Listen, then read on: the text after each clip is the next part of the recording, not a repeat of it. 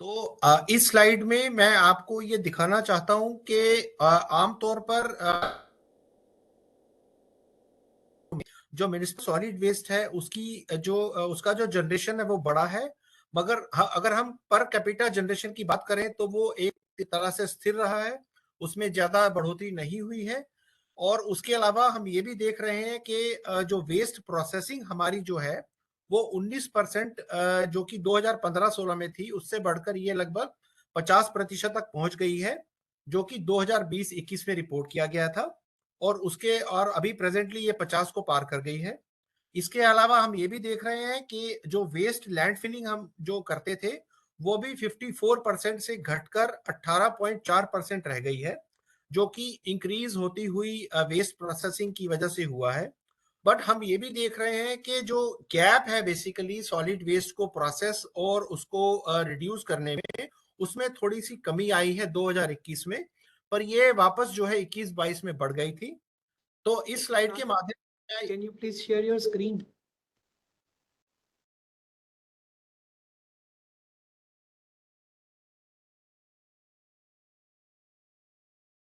मैंने शेयर की है एक्चुअली।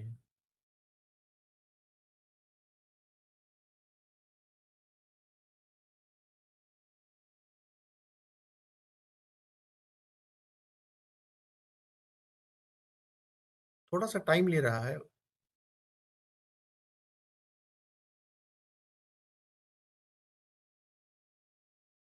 Bharat, please continue. जी जी मैम।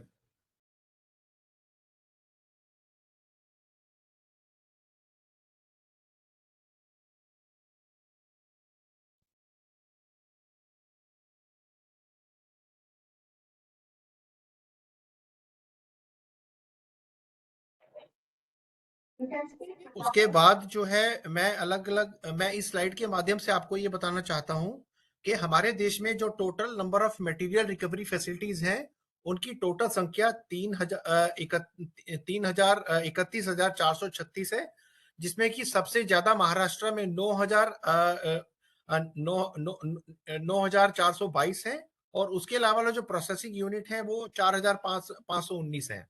और अगर हम लीडिंग स्टेट्स की बात करें तो एमआरएफ की टर्म्स में तो तमिलनाडु में ये संख्या 925 है, और महाराष्ट्र उसके बाद आता है जिसमें 510 एमआरएफ फैसिलिटीज हैं। अगर हम कंपोस्ट प्लांट की बात करें तो कंपोस्ट प्लांट में टोटल अभी देश में 55,199।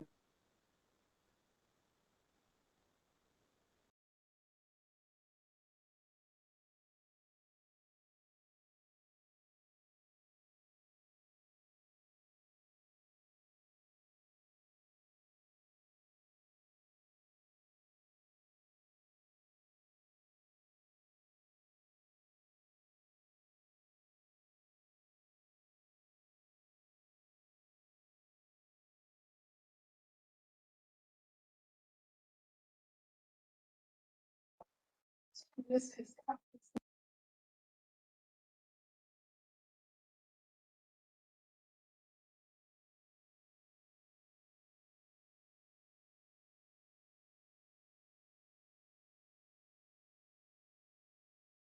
So there appears to be some connectivity issue with the first speaker.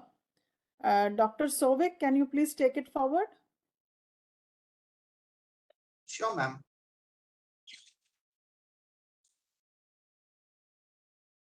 So I just share my screen. Am I audible, ma'am? Yes, you are. Yes. Yeah, okay.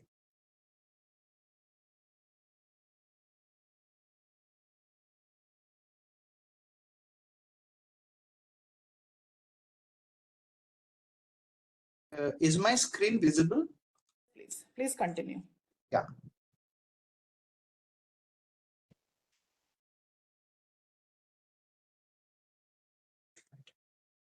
So first of all, good afternoon, and thank you for giving us this opportunity to present our perspective on the priorities and objectives of how we can further strengthen recycling ecosystem in the country, so that we are aligned to the life mission, and also the circular economy aspects, which is an integral part of the life aspect. Now, given that we are looking at waste and the opportunities of circular economy in promoting waste management in the country, I thought that plastics possibly would be a good entry point, largely because of the consumption pattern, although it had been a great invention in the last 100 years, but our lifestyles, the way it has changed and the benefits we have started generating from plastics, it is also coming at a lot of cost. So on the right hand side, what we have done is we have mapped the kind of consumption of various and the waste materials that come out from different countries. And we can see that the plastics may not be a significant share so far the generation in the developing country or the least developed countries is concerned, but the growing volume and the microplastics, which are a growing threat to the environment, is going to be a major challenge. So the best way to address some of those issues related to the pollution of plastics post disposal or post consumption will be extremely important, and that is the result why we see the aspect of circular economy to really transform the entire plastic waste management in the country. So we looked at the kind of overall plastic consumption over the last decade or so by different types of plastics, and we can see that in 2018-19 the total consumption was around 17 million tons, out of which the majority of it was like polypropylene 28%, polyethylene 29%, and the polyvinyl chloride. And the growth has been quite significant in terms of between 2011 and 2019 it was almost 7%. And if we see that if this kind of consumption grows, then possibly we would require we would be consuming almost 44 million tons of plastics by the end of 2035.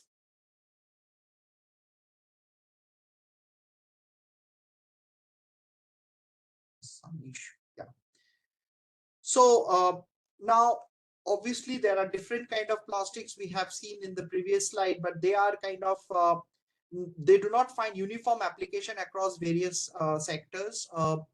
If we broadly categorize their applications across sectors, includes flexible, rigid, household, building and construction, agriculture, electrical, and automotives. Now, not that all the sectors have found like a kind of an equal attentive point where plastic would be consumed. More importantly, there are 2 to 3 sectors where we seen a kind of a significant increase in the application of different polymers. So we see like between 2013, 14 and 2019, flexible and rigid packaging's share of plastic consumption has increased from 35 to 42% and 13 to 17% respectively. While in the automotive, it had increased by more than 2 times from 3% to 7%. So, so the flexible packaging sector has witnessed like one of the highest growth in terms of the plastics, followed by the rigid packaging during the period 2014 to 2019. Yeah.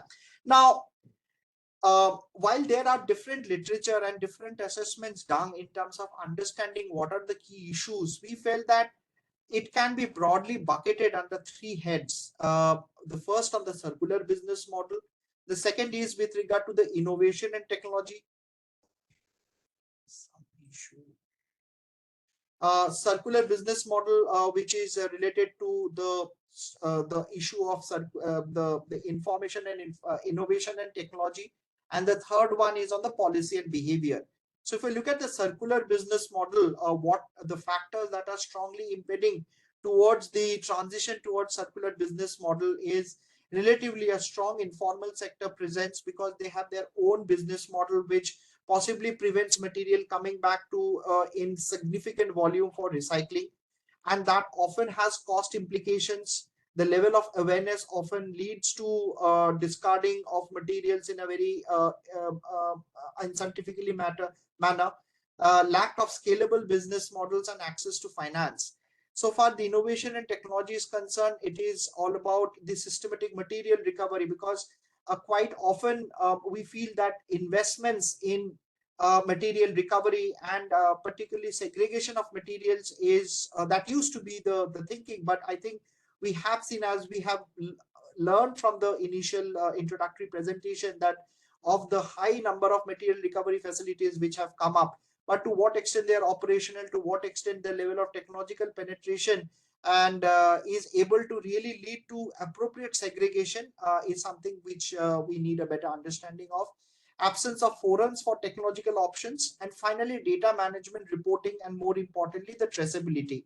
And finally, on the behavioral front, it is important to look at what are the knowledge and the know-how barriers, right from the consumers to the producers and recyclers, and the motivations and the meaning. So these are like softer aspects, but will go a long way in terms of bringing and supporting this transition towards circular business model. And finally, the materials and the infrastructure that are needed at a more decentralized level, so that we don't see any kind of leakages from the system.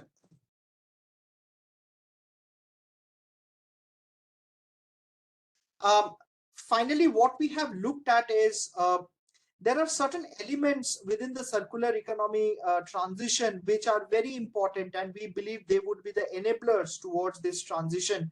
While we understand that there are existing plans and policies that are in fact supporting a transition, but still we feel that you please restrict to the timelines. Yeah. So in a couple of minutes, I will be over.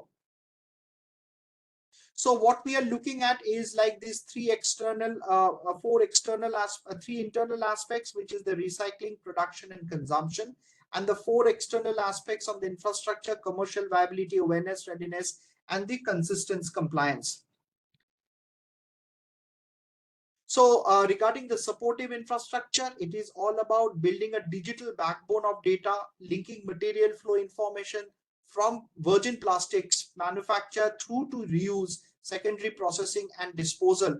And for that one, there is a need for creating physical hubs for local industrial clusters where manufacturing, materials connection, and reprocessing needs to be undertaken. On the effective recycling front, there is a radical improvement which is happening in the entire India's recycling capability. But I think what is still a challenge is the entire aspect of the sorting facilities with maybe a more artificial intelligence manner. We do have the high level of informal players who can play a very constructive and cost-effective role in segregation, but possibly wherein the production is bulk, the human resource may not be in a position to do that one. So we need a well balance of the tech as well as the resources who can facilitate this recycling process. Secondly, the consistent compliance, wherein the state government set and monitor the targets on the plastic reductions, reuse, and recycling aspects. And on the sustainable consumption part, it is the selection of the products with minimal plastics that are recyclable, while there is a reject single-use plastics, as well as reduce and reuse of the materials wherever it is possible, and enhancing and supporting that one through the second-hand market wherever feasible. Thirdly, what is important is there is some issue with this platform because it takes a little bit of time to actually transit to. Yeah. So final slide. I understand this is my final slide. So finally, the commercial viability, which is about the capital requirement coming from different resources, including the resource recycling fund that can be initiated to promote startups and firms at the next level of commercialization. And finally, the collaborative approach that we are talking about, reducing the virgin materials, designing the materials, substituting the materials, and manufacturing the materials in a most efficient manner that takes care of the waste streams for reuse and recycling. So this brings me to my end, to the end of my presentation, and thank you so much. Thank you, Souvik. Thank you so much. Now moving ahead, may I request our next panelist, Mr. Rajesh Pahwa, for initiating the City Recycling Collaboration Pathways. Mr. Rajesh Pahwa. Thank you, Manoj. Thank you so Sir, much. I'll request you to please restrict to 5 minutes. Thank you. Okay, thank you. Thank you so much for inviting me here. I appreciate MOVA's and GIG's efforts on solid waste management. And thank you so much, Secretaries of Mr. Manoj Joshi ji, Shyamlal Punia ji, and Rupam Mishra ji. On waste management, and this especially Triple R initiative, this has been amazing. We get opportunity to work with Delhi Municipal Corporation. We are running 2 new refill centers in Triple R centers where we are the consumers are coming and they can refill their empty bottle in exchange of plastic waste. And what we are refilling is hand wash, sanitizer, dishwash, and cloth detergent. So this is really amazing initiative.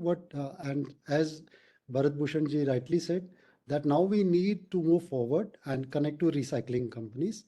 Being an experienced recycling company, I understand that collecting waste and segregation was first step, and that was successfully done by government. And now we have to connect with recyclers. So the Sansadhan, the new model you are coming up with, I really appreciate your efforts on that. This is very practical approach. Moving forward, what we recyclers need to do something better for cities. So first of all, I guess what we need is a land opportunity. I mean, we need land for recycling. So many states are not giving land in their extended industrial corridors to plastic recyclers. That is surprising. I mean, if city is generating waste, other city will recycle. That is surprising. So I request government to make a say 5% or 10% mandatory for industrial areas to give land to recycling units, recycling for all kinds of like plastics, metals, etc. So this will increase the capacities of every city of recycling. I get an opportunity to work with Sodhi sir in Goa. There we run a very good material recovery facility with Municipal Corporation of Panjim. We successfully implemented 16-way segregation of dry waste in Panjim when world is fighting over Gila and Sukha Kuda. But unfortunately, there was no recycler at that point of time. All the low value plastic, when I say low value means whatever is below 10 rupees per kg.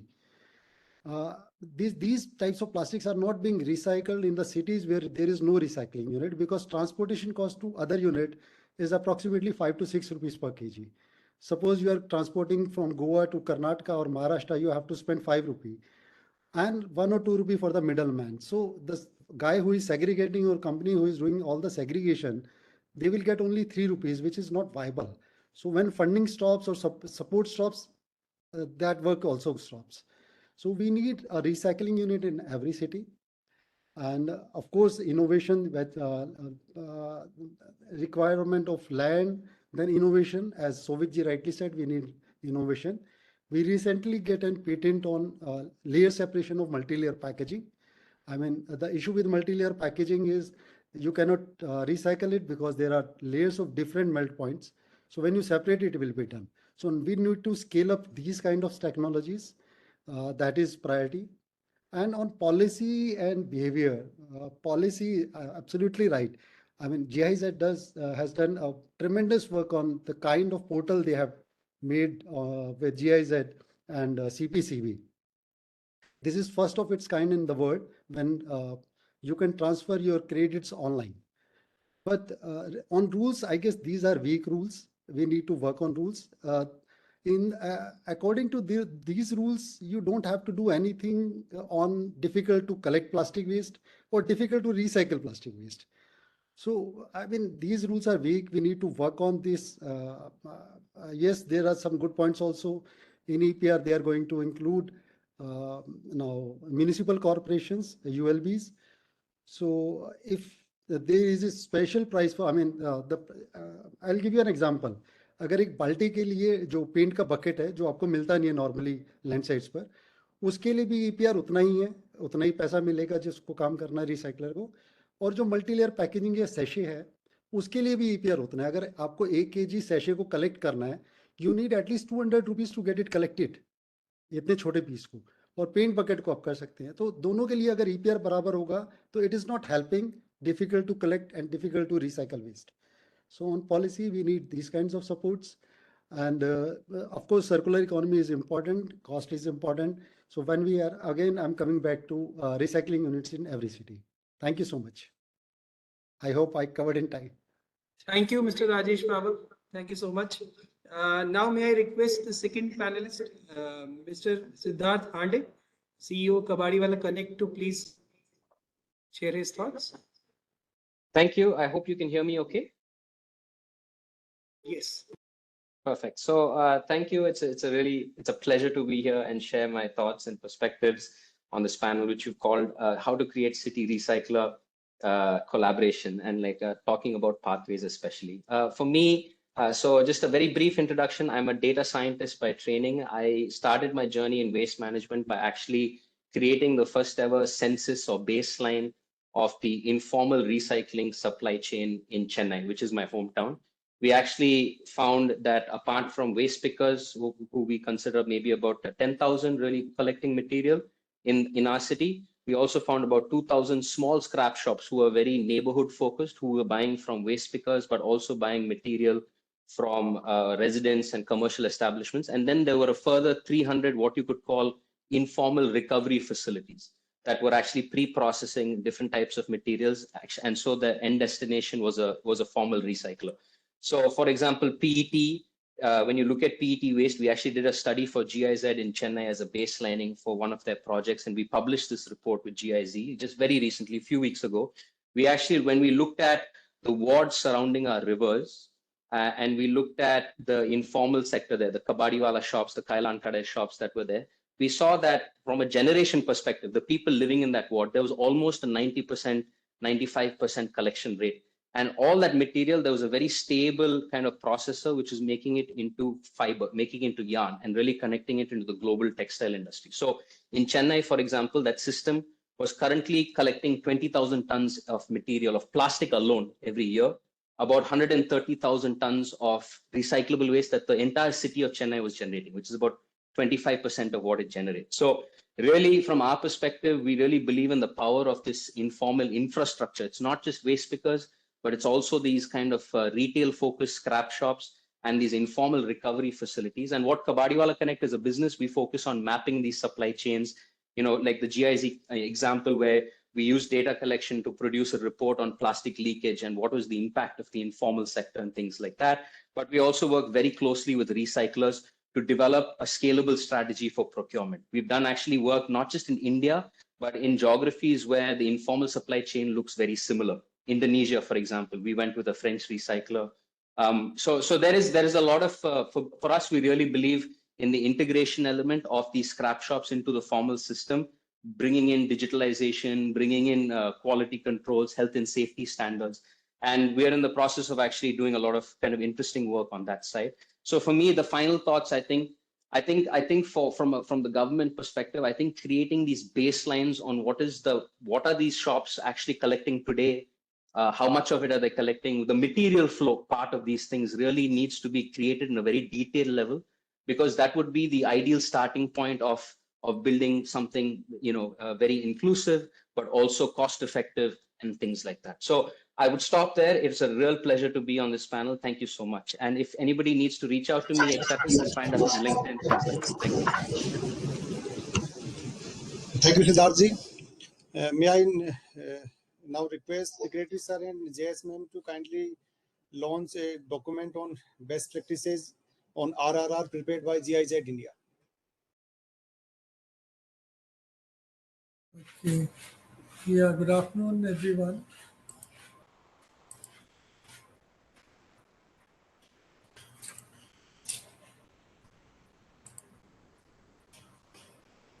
Yeah, go ahead, Punya.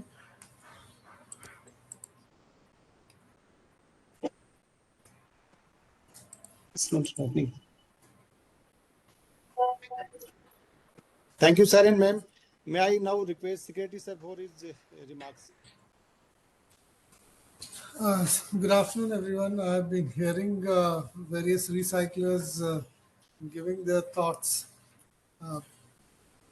we have been working with the cities and seeing a lot of some places organized recyclers coming in.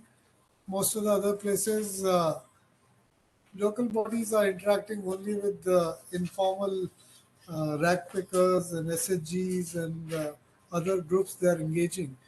And the engagement of ULBs with organized recyclers is not much across the country. Some cities, yes, it's much more, but rest of the country, cities, it's not there at all. And as I think some of the speakers pointed out, we need more effort from the side of Government of India and cities and state governments to make it happen. And we need better equipment for recycling as well as more organized involvement of both recyclers as well as organized or unorganized rag pickers. And the quantum of waste available is so large that the more wealth we can create out of it, the better it is for everyone. And the more money can go out of it to the local bodies, better for local bodies' finances and reducing their cost of managing the MRF and the waste process system. We had some discussions with the Ministry of Environment also at various levels. In the entire producer responsibility or getting credits, we need to involve urban local bodies more and more in an organized way so that they are the stakeholders. We have a problem of frequent transfers and officers getting shifted in urban local bodies and new people not really knowing much about waste processing or waste recycling and not knowing about the recyclers.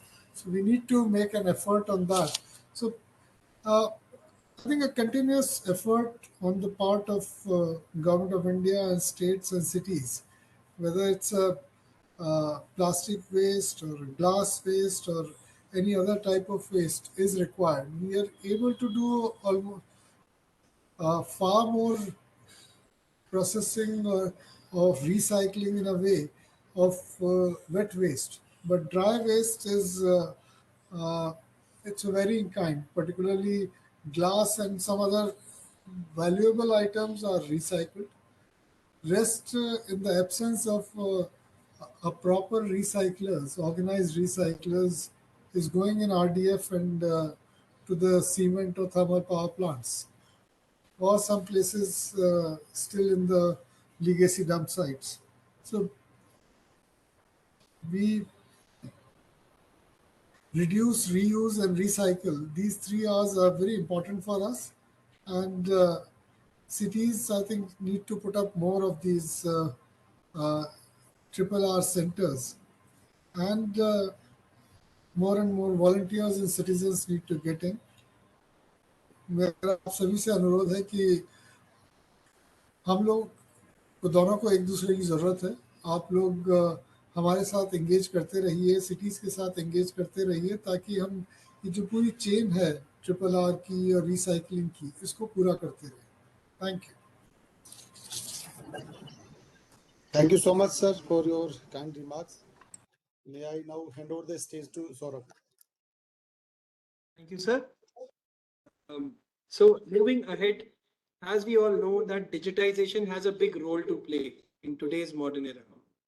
We all have gathered here with cities, states, recycling associations, and some of the prestigious organizations who are working in domain of waste management in digital space. Today we have three organizations, Recycle, Recity, and EcoS Marketplace in our next panel.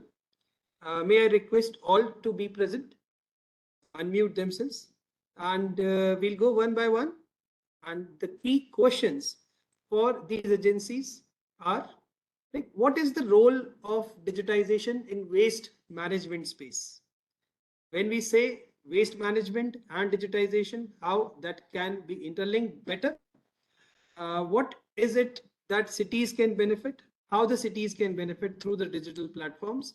And what is the way forward that you look at connecting recyclers in cities?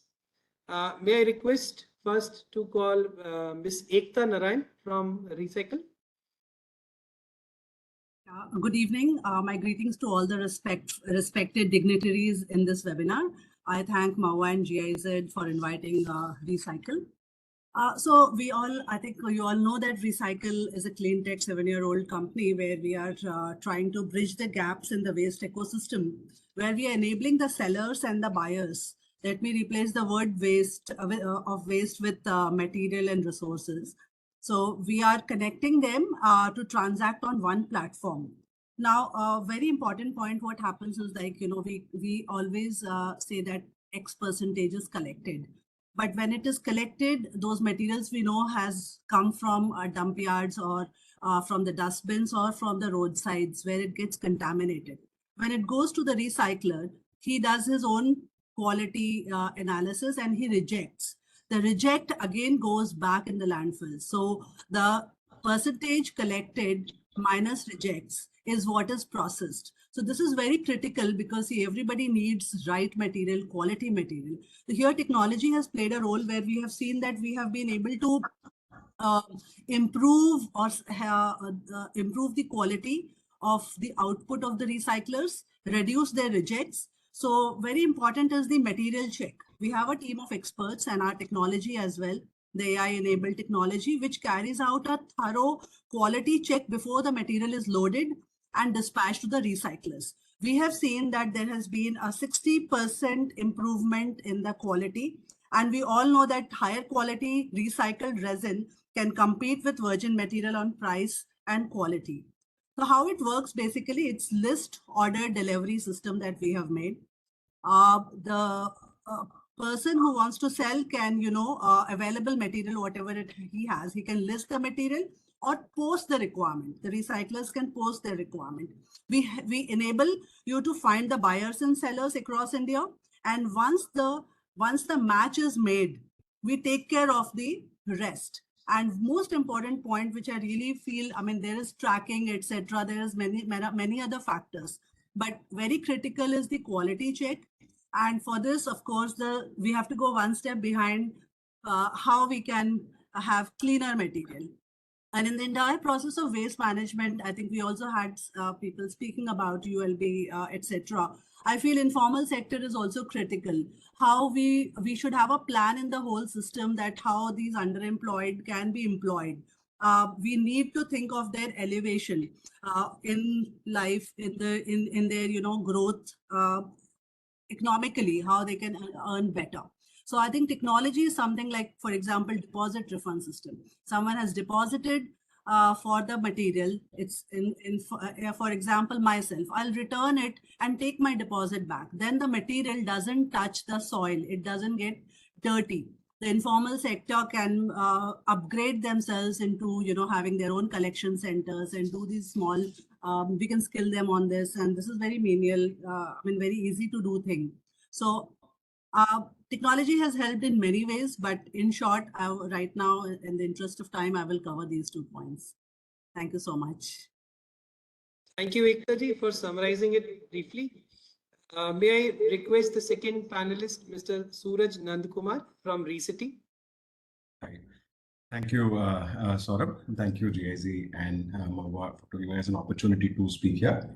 So very quickly, Recity is a circular waste management company, and our purpose is to keep plastics in the economy and out of the environment.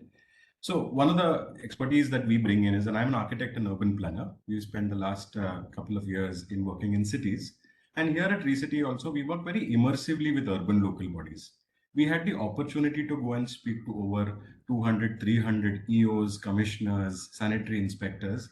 One of the things that we asked them is that what is the problem we are trying to solve? Is plastic a significant challenge that you are trying to bring?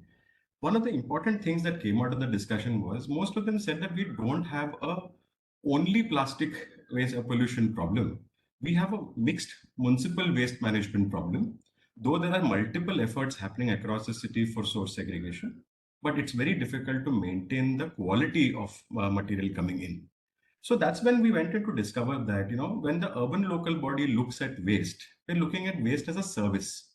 Their principal mandate is to recover the waste, ensure the city is not littered. But unfortunately, the mixed commingled waste does not have an end destination, but unfortunately, it is the landfill. But on the other side, when we look at the industries or recyclers, they have a very clear assessment that they want a specific quality, quantity, a compliance, inclusiveness, and also a specific price point. When you're looking at a commodity market, for us to be viable, we have to fit into the feedstock price that the market decides. One of the biggest challenges that is being faced is that the urban local body operation system and the informal and the recycling system don't talk the same language.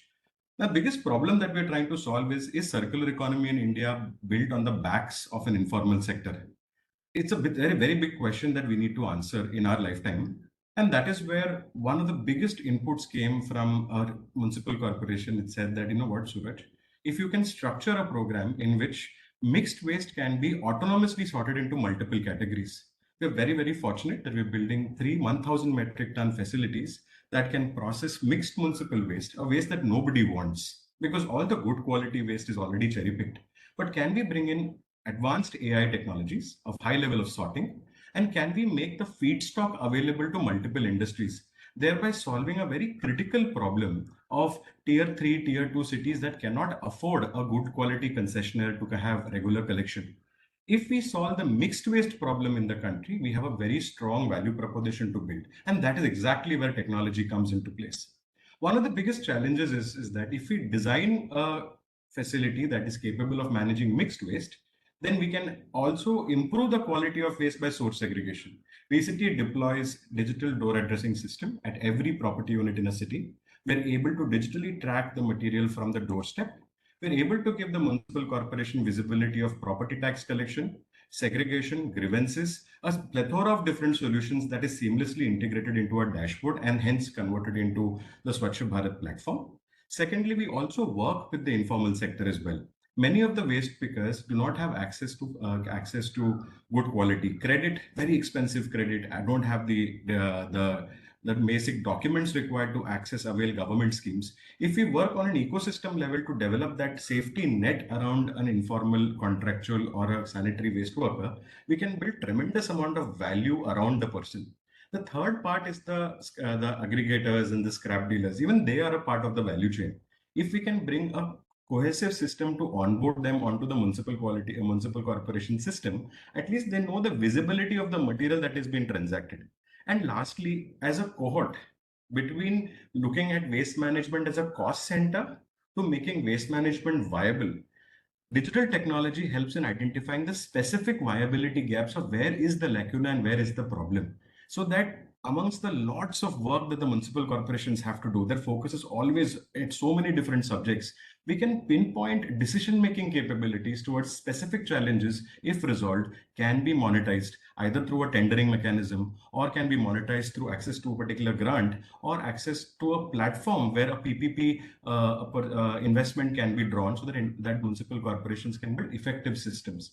So digital technology at best is an enabler, but when combined with physical technology and effective decision making, I think we have one of the most robust systems that we can build. With that, thank you.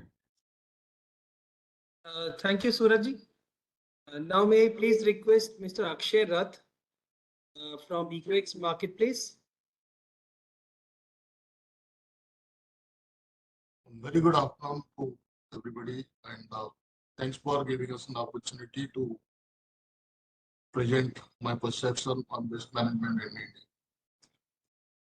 Typically, if you look at the requirement for digitization or say automation, this is something can be done in each stage of waste management process. It could be from starting from collection and sensor-based segregations which are happening in developed countries. Then in terms of transportation, we can have a tracking devices. I think that is an area where the limited trucks or vehicles are available for lifting waste. That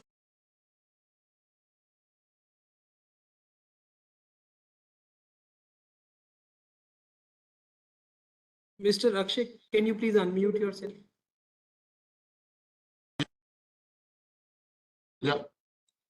Good afternoon. Am I audible? Yes, sir. You are audible. Yeah. Good afternoon, and I really thank you the opportunity given to me to put my perception of EcoX in waste management. So as I said, digitization or automation process that is can be done in each stage of waste management ecosystem or cycle, starting from collection and segregation based on sensor-based applications, and transportation where you can have tracking system in the vehicles. In fact, there are dearth of vehicles available for the transportation, and that is an area where it's a concern where we can look at how do we get more and more trucks that can also apply for transporting waste. Then the traceability documents. Government through EPR mechanism has given a lot of impetus into that, wherein the traceability in terms of where from the material is getting collected and the ethical ownership of the related or relevant municipality and the transportation, recycling, or say incineration, all the documents have been captured to prove. And I believe the EPR system, what CPCB has already implemented in place, which is more simpler, wherein documentation is depending on the what kind of material or waste they're buying from the market, or it is post-consumer waste and selling the finished products. And based on that, they are entitled to generate certificates, and those certificates are sold to the PIBOs. Next is what we have done in EcoX is basically we have created a B2B marketplace which is blockchain based, wherein we have more than 2,000 members segregated into almost 12 categories, starting from urban local body to traders to commodity specialists to recyclers, then incinerators such as waste to energy plants, cement plants, waste to oil plants, and road construction companies. So basically, there are three modules. The module one talks about enterprise EPR solution, wherein any enterprise can come and put its requirement into the portal, solicit bids, get bids, get quotation comparator, do a dynamic auction for negotiating the prices, and then the entire traceability documents are captured in a blockchain through a QR code and an NFT, and from there they can go to the payment cycle. This is an entirely seamless EPR solution, which is already trademarked, and we have applied for an IPR for it.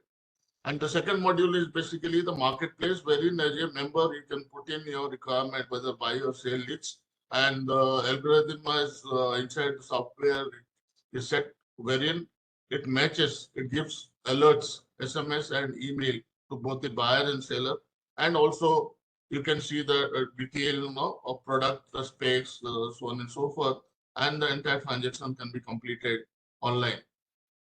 Apart from that, what I have been working on is the recycler community do not have a specific portal where they can buy their MRO items. I have seen on a couple of occasions and many recyclers, because of non-availability of some small MRO items or process, so some kind of equipment, the plants are stuck. I have seen a couple of days back also.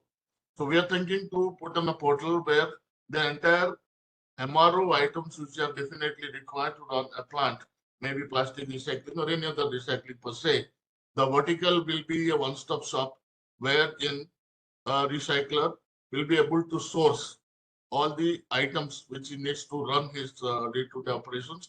Apart from that, using cutting-edge technologies as reverse suction, he can also automate his procurement process and reduce his delivery times. And apart from that, he can also sell by using forward auctions whatever byproducts getting generated or the finished products he is making.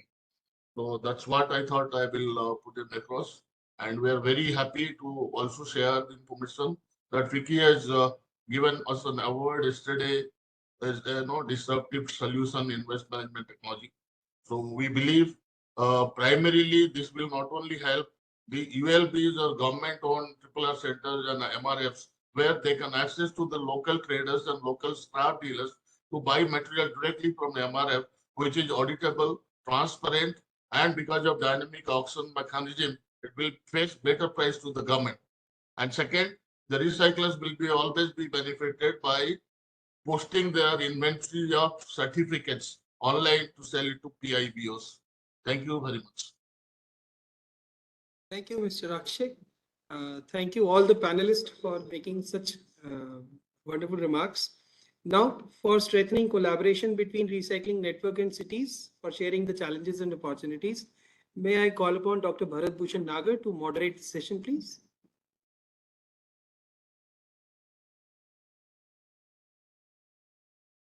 Dr. Bharat? Unmute. Yeah, am I audible to you?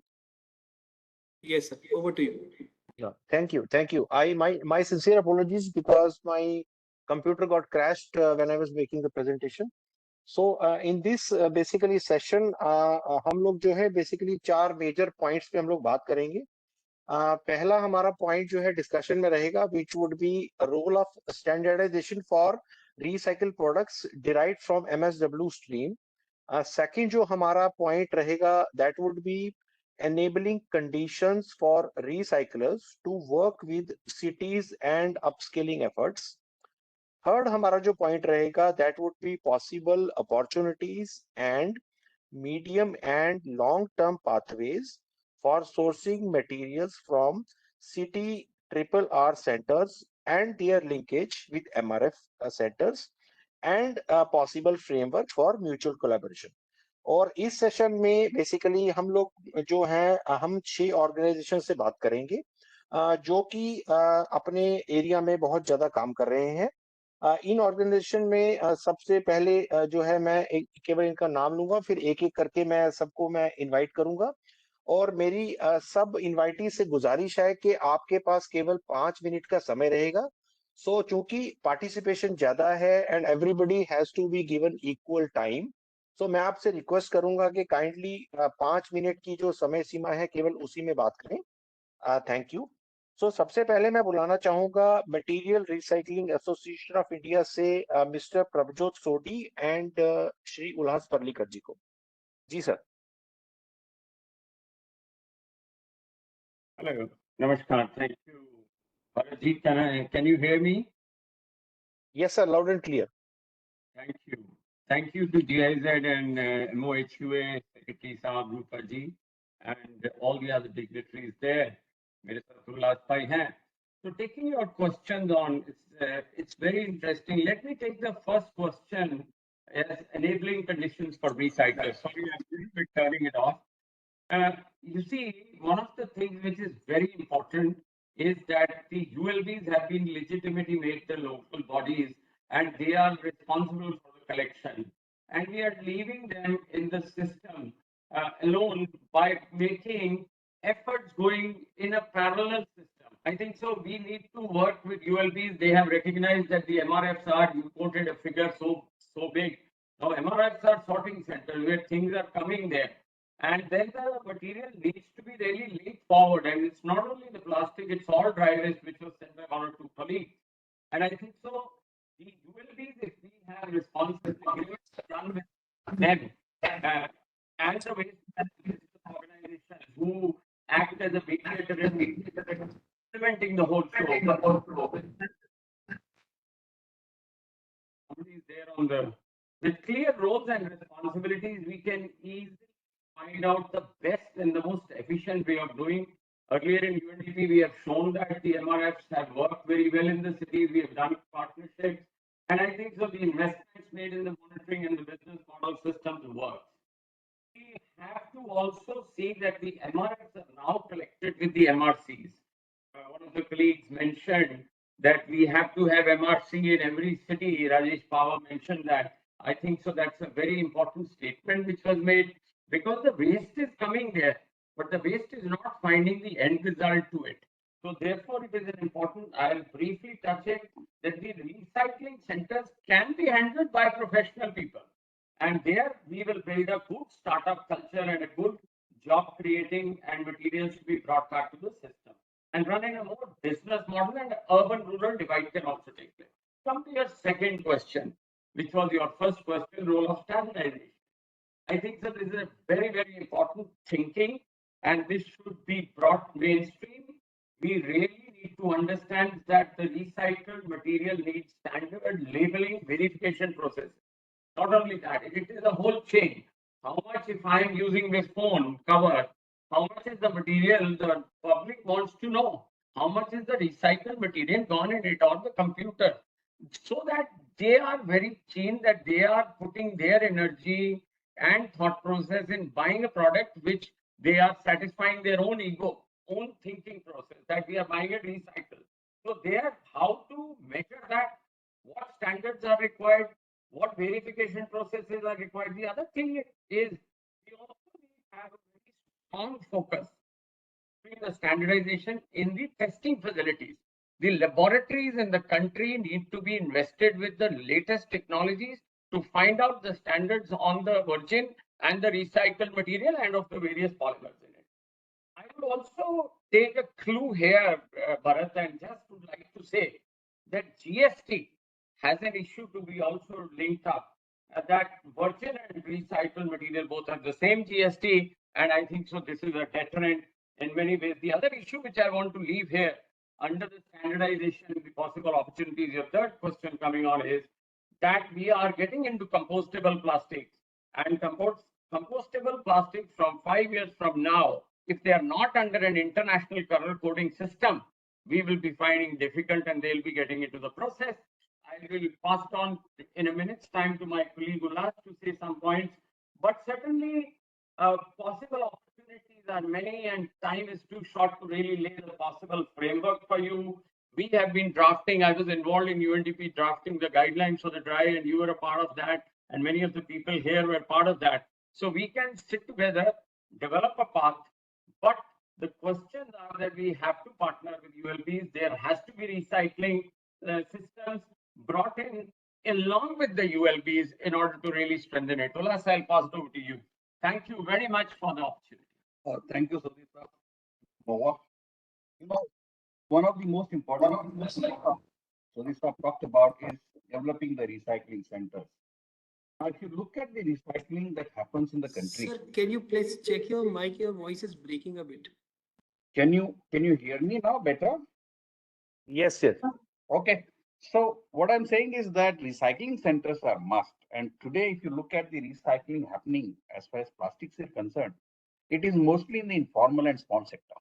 Yes. And that is really, they have very limited capability, very limited capex, investment opportunity, very limited capability to, develop a good quality material. So it just, gets into a low quality material. The entire supply chain from the rack picker to the recycled product remains at a low level. Whereas I strongly would like to suggest, and we are doing that initiative through MRAI, is to build common facilities for treatment of the plastic waste. So wherein, you do the cleaning part of it, you do the segregation part of it on a mass scale, where economics makes sense. I'm sorry, sir. I'm Yes. sorry for interrupting you. Okay. The time has been completed for Okay, you. thank I'm you so really much. sorry for Thank that. you. So basically, we are So, talking about PPP mode to go ahead with it. Thank you Yes, so much. many thanks to both of you for detailed elaboration. Now, as a second participant in this session, I would like to invite Mr. R.P. Sharma, who represents Recycling and Environment Industry Association of India. Mr. R.P. Sharma, you may please start. Good afternoon to all of you. My name is R.P. Sharma. I'm going to talk about the challenges and opportunities in this whole business. And I'll speak as a common man as well as the representative of the Recyclers Association. I think the major stakeholder in the whole process is a common man. And it is that common man who is going to make this project a failure or a success. It all depends on him. And I personally feel it's the biggest challenge today to educate that common man how to reduce, how to reuse, and how to recycle. As a common man, I have seen that this particular awareness has not reached up to the common person at the root, at the bottom. So this is one area which is a very big challenge. And then I have a problem, these people, I'll give you some examples. First of all, they don't do the segregation at source. Even if they do segregation, the waste collectors, when they come, they put everything in one truck.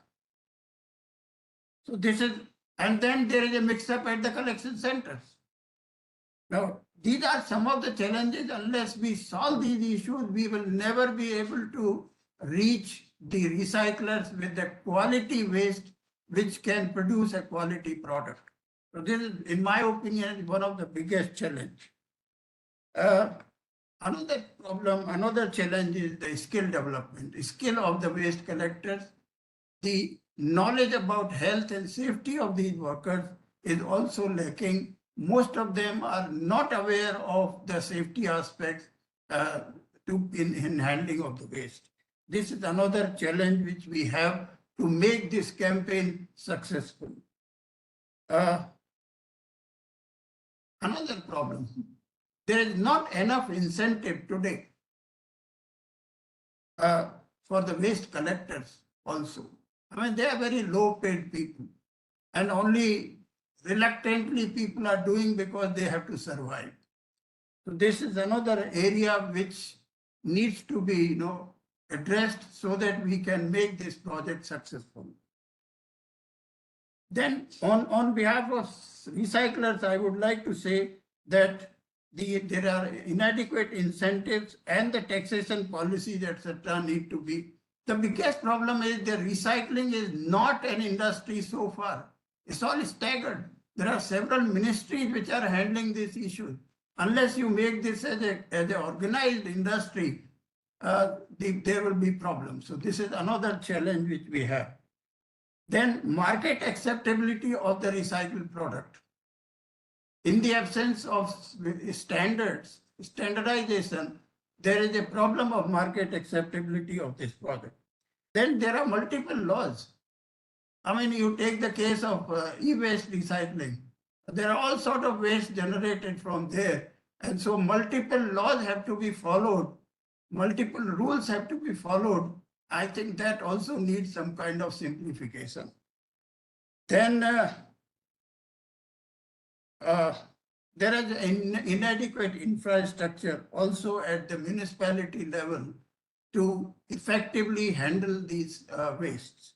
And finally, My apologies, your time is finishing. So yeah, I'll take one more minute, sir. I take just please, one sir, more minute. Sir, half a minute, sir. My Opportunity. apologies. Yes, There sir. are a lot of opportunities in all these problems which I have mentioned. The standardization is one, so that the market is acceptability of the recycled product increases. Then there is always a chance to improve the circularity by specifically plastic waste and e-waste, and this will improve a lot of employment. Making recycling businesses a profitable business by providing incentive to the industry. Development of the portal for waste exchange program. That is a dire need of the time.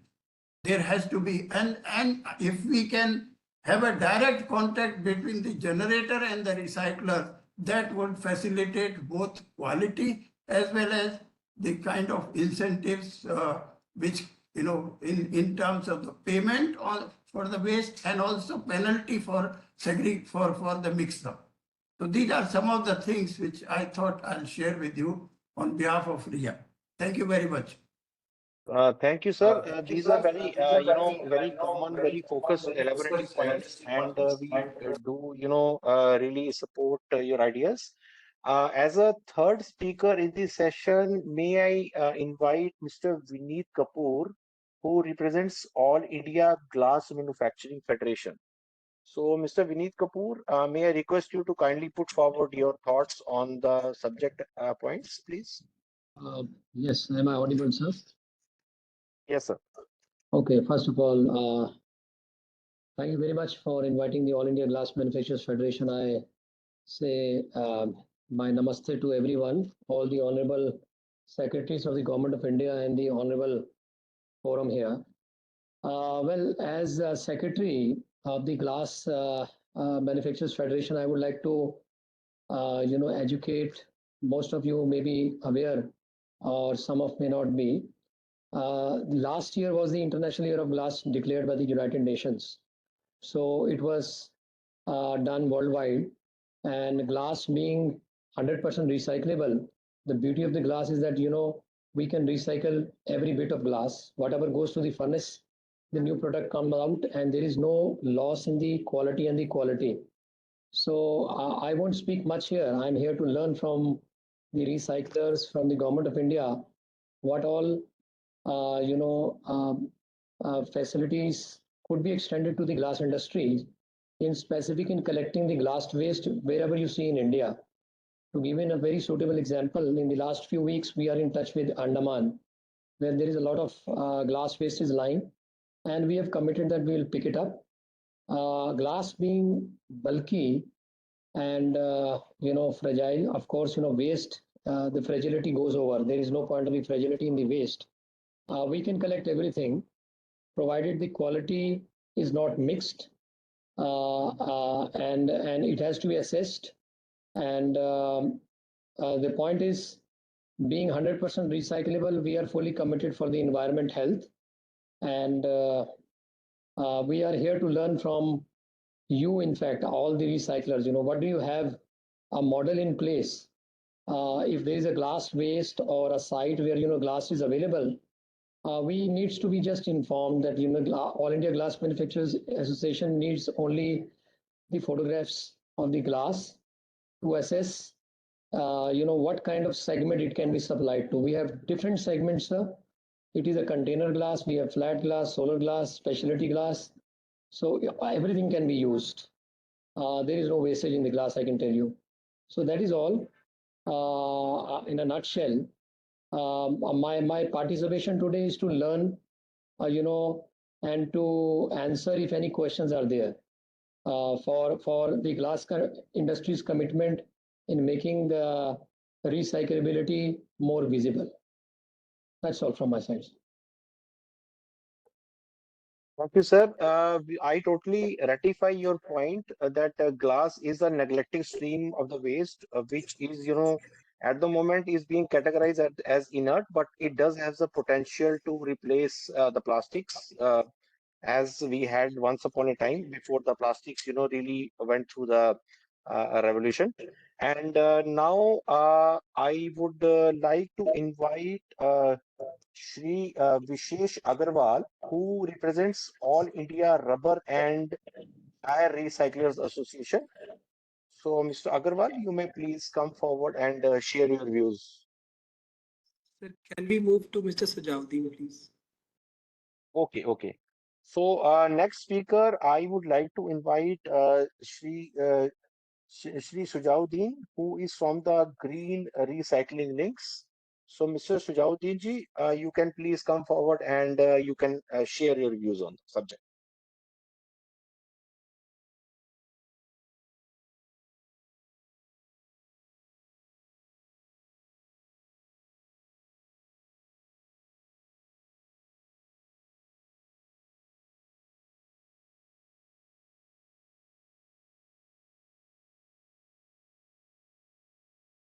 Sujaudeen ji, I'm not able to hear your voice.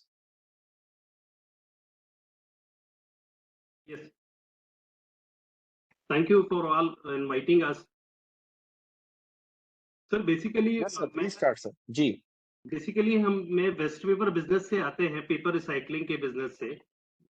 हम लोग 2021 में भी हम लोगों ने 15,000 matric ton waste paper किया था generate, जिसको रिसाइकल किया था।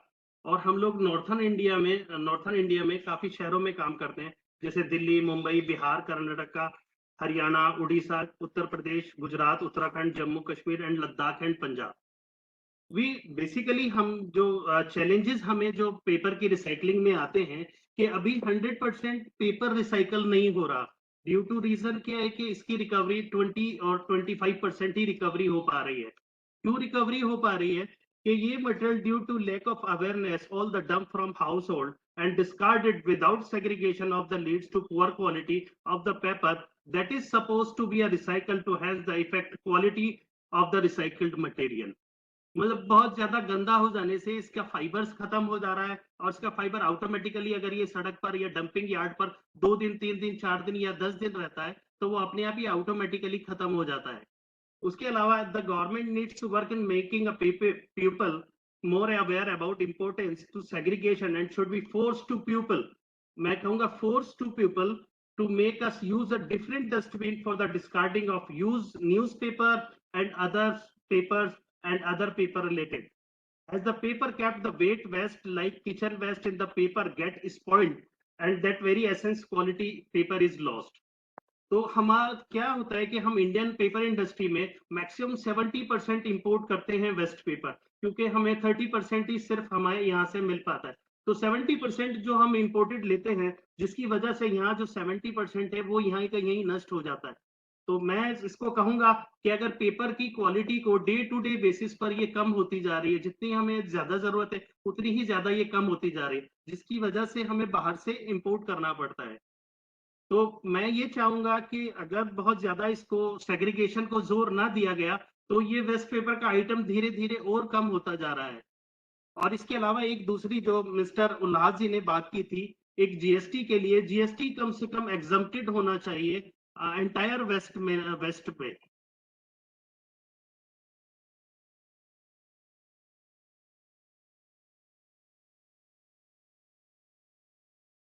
That's all, sir. Thank you Shujauddin ji. I totally agree with you कि पेपर जो है हमारे पास पेपर स्ट्रीम पे बहुत ही ज्यादा लोड आया है after we have witnessed single use plastic ban. और एक टाइम था कि जबकि एक पेपर जो स्ट्रॉ जो है वो भी हमारे लिए मार्केट में अवेलेबल नहीं था कंपनीज के लिए, and companies were struggling. But अभी जो है हम देख रहे हैं कि पेपर स्ट्रॉ अवेलेबल है, बट जो है पेपर की क्वांटिटी बहुत बढ़ गई है। यहाँ पे मैं एक छोटा सा एग्जांपल आपसे शेयर करना चाहूंगा कि सीसीपीएमए प्रोजेक्ट के अंतर्गत हम लोग अंडमान निकोबार पोर्ट ब्लेयर में काम कर रहे हैं।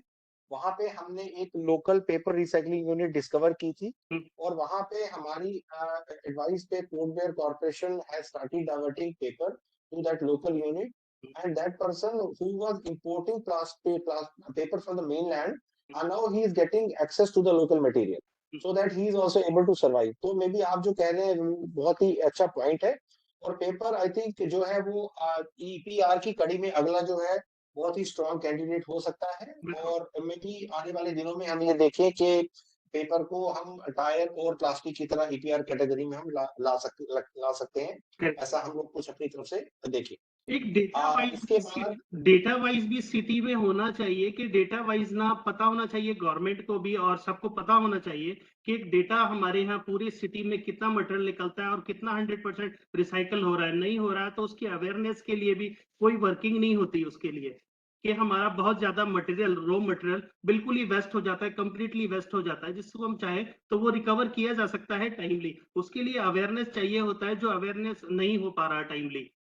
अगर हम डे टू डे बेसिस पर अगर इसको पहले ही कलेक्ट करने वाले को, इसे वैल्यूएबल आइटम्स को अलग से पैक कराएं और इसका अलग से इसका वैल्यू चेन बनाएं और इसको डिजिटलाइज करें, मतलब एक डिजिटल होना चाहिए, एक प्लेटफॉर्म होना चाहिए जिसको डिजिटल किया जाए, जिसके अंदर प्राइस वगैरह सब लोगों को अवेयर होना चाहिए, प्राइसेस वगैरह सबके पास होने चाहिए, ताकि हाउस होल्ड से डायरेक्टली वो एक वेयर हाउस पे जाने के लिए डायरेक्ट अप्रोच कर सके।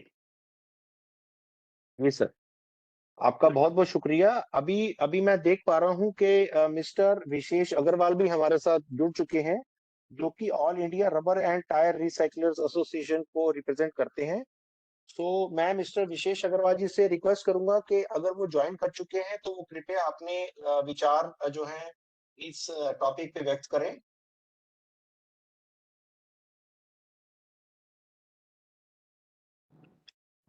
Hello everyone. विशेष अग्रवाल जी, क्या आप मैं मुझे सुन पा रहे हैं? मैं अंकित चौधरी बोल रहा हूँ on behalf of Vishesh Agarwal. I am calling from Ketra's office, so I'll just hear you guys out today because Vishesh ji is little unavailable, so I'll just hear out and then I'll make few comments if it's okay.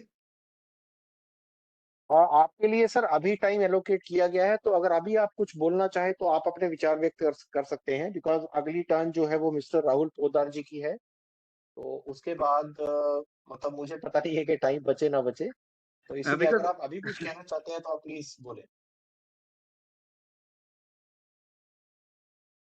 Just go thoroughly through this and then maybe I'll if there's time left then I'll continue in the end of the meeting. ठीक है, मैं पोदार जी के बाद जो है आपको कुछ समय मैं मतलब देने की कोशिश करूंगा। तो अगले जो हमारे स्पीकर हैं, मैं इनवाइट करूंगा श्री राहुल पोदार जी को, जो कि शक्ति प्लास्टिक इंडस्ट्रीज को रिप्रेजेंट करते हैं। And Rahul ji, may I request you to kindly speak on this forum and share your valuable points? Yes, sir. Sir, thanks for giving us the opportunity. I'm Rahul from Shakti Plastic Industries, MD of the company. So basically, I represent plastic waste recycling field, and we are a 54-year-old organization involved in plastic recycling company in India and the largest recycling company in India. So I represent a lot of associations also, and I have few suggestions for waste management companies and recycling industry. Basically now because of EPR and a lot of government policies in plastic waste management, things are shaping up very fast, and we see that there are a lot of things to be done on the standardization of recycled products. Like because of recyclability, demand for recycled products is increasing. There should be a policy where government should support supplying of products made out of waste. Still, there is not much awareness in consumers' behaviors, where we are facing a lot of challenges in supply of products made out of waste. Now the thing is that still consumers feel that the products made out of waste are not equally, the quality is not appropriate, the material is of inferior quality. But we need to make consumer aware that the time has changed. Now there are a lot of innovations, a lot of chemical additives where we can enhance the properties and we can match the products quality and all. So government should come up with a framework or guideline where sale of these products can support manufacturers, converters who are supplying it to the end level, like some exemption in tax benefits, some subsidy benefits in investments, and there are a lot of schemes where we propose that we get support from the government authorities, bodies for supplying of products. This was our first point on this. Secondly, now a recycler needs good infrastructure support in country. There are a lot of companies, a lot of recyclers who want to expand, scale it up. The major problem with recyclers in India is the funding, the gaps. Now we all know that recycling industry is still considered as unorganized sector, informal sector. None of the banks are giving loans or have some recyclers to have some grants or something. So again, this plays a very important role in scaling up these operations for a recycler in India. Now, from unorganized sector to organized, informal to formal, it is a transition period for all these companies. To have that technology available in the country, we need investments. We need bigger setups, larger setups, compliant setups, and that is where the funding will play a very important role. So we need to have some good conditions for recyclers, where there is a common infrastructure like effluent treatment plants, power. It's a highly power incentive industry. It is when we wash it, clean it, all the waste what we collect are contaminated, so we need to clean it. We require a very heavy effluent treatment plants with heavy investments.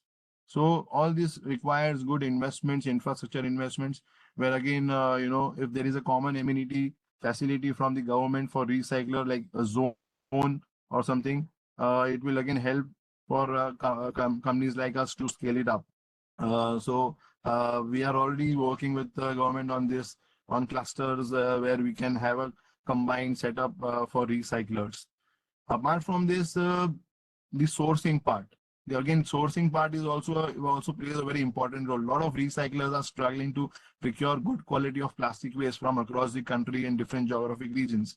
That is because India is still dependent on unorganized informal sector like scrap traders, kabadiwalas. We have a very good network, but again, it is not consolidated. It is not, we are not together. So because of this policy, things have streamlined, but to not to that extent what we require. Still, there is a lot of gap in waste collection systems and recycling systems. So we need to bridge that gap through a policy framework or through some funding gap. So now there are small scrap traders, but we need a bigger MRF facilities where we have automation in scrap segregation, collection, sorting, and then channelizing to recyclers like us. If we get good quality of waste, segregated waste, a recycler will able to fetch more money and will able to pay more money to end user and kabadi walas. That will again help a recycler, and it will upstream the material what is there. So that also plays a very important role in this entire ecosystem of plastic waste management. Now coming on to my last point is how we can collaboratively work together hand in hand with municipal corporations, scrap trader, NGOs, and recyclers. So again, due to this plastic waste management policy, everyone is into the same place. Now there are certain challenges where we are not able to work together. So we need to define roles and responsibilities of each and every one in the chain, where what all responsibilities, what all benefits each and every stakeholder will get. Now, in example, in EPR, a recycler is getting benefit, but a waste supplier is not getting any benefit. So there is always a discrimination between both these people, that okay, recycler is earning money, but again the waste collector is not getting anything. So again, we need to bridge that gap so that people work hand in hand, and then it helps the industry to grow. So this is 4 points what I would like to propose, and this is my suggestions. If you have anything, I would like to answer that. Thank you, Rahulji. These were very, very valid points from the perspective of a recycling industry, which has been operational for more than 50 years. So thanks to that. Now I would come back to Mr. Vishesh Agarwal. I think Saurabh ji has told me he has joined back.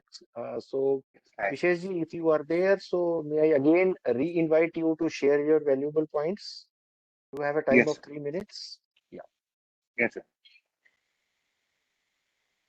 So I'm going to speak about the tire recycling industry, and tire is again a solid scrap. So we will talk about 10 years ago how we started. So 10 years ago when we started, about 10 or 12 years ago, there used to be two categories of tires: scrap tires and scrap tires from cars and scrap tires from trucks. So what we found out is the scrap tires from truck was being utilized and being recycled, but car tire scrap was not being recycled and not being used. At that point of time, these tires were either being burned or was being either being dumped somewhere. So that is what was happening maybe about 10, 15 years ago. Similar practices is what we see is currently happening in places like America. So in fact, right now I'm here to study one issue where the whole of East Coast is actually landfilling tires, and they're not doing any kind of recycling. They're shredding it and landfilling it. So landfilling of tires is a big problem. Now, India did a very good thing by supporting the recycling industry and making it a positive value commodity. So when a waste becomes a raw material, it becomes valuable. So when it starts selling for 5 rupees, 6 rupees, 8 rupees, 10 rupees a kg, then you'll see it will stop being dumped, and there's a natural supply chain which is made for it. We see it in the PET industry, like although it's unorganized, but the whole thing is working. And plastic is a little bit more subjective because the collection cost versus the recycling cost and the finished product cost. But in tires, every little bit of tires get recycled. Every tire is 10 kgs. So 10 kgs is on value terms today is about 200 rupees, 150 to 200 rupees a tire. So as a raw material, it has become a very good, valuable raw material. Now, how that has happened is because the industry in India has been supported by the government. So one particular industry we would like to mention is the pyrolysis industry, which started in the year 2009 or 10. 2009-10 onwards, you will see that tire waste is not a waste anymore and become a valuable raw material. Because of this becoming a raw material, the industry demand is so much that we are seeing no dumping of tires in our country. So that's a very good feather in India's cap. Same has not been able to be done in even developed countries, and they are still catching up. So India is much ahead on that fact. On the fact of Rahul ji being, what he mentioned about the collection industry being unorganized and EPR, these two factors are also affecting the tire industry. So what is happening from the collection industry is that the tires are being changed by these by the tire changers, and once the tire uh, uh, we can say kabadi walas, or we can say in the we call them these tire collectors. So the tires are collected from these small time business owners, which are operating one cycle or operating one small one-ton vehicle. So they collect 5, 10, 15 tires and give it to these big kind of yards. So these yards then assemble these tires and make them one truckload and supply them to the pyrolysis plants.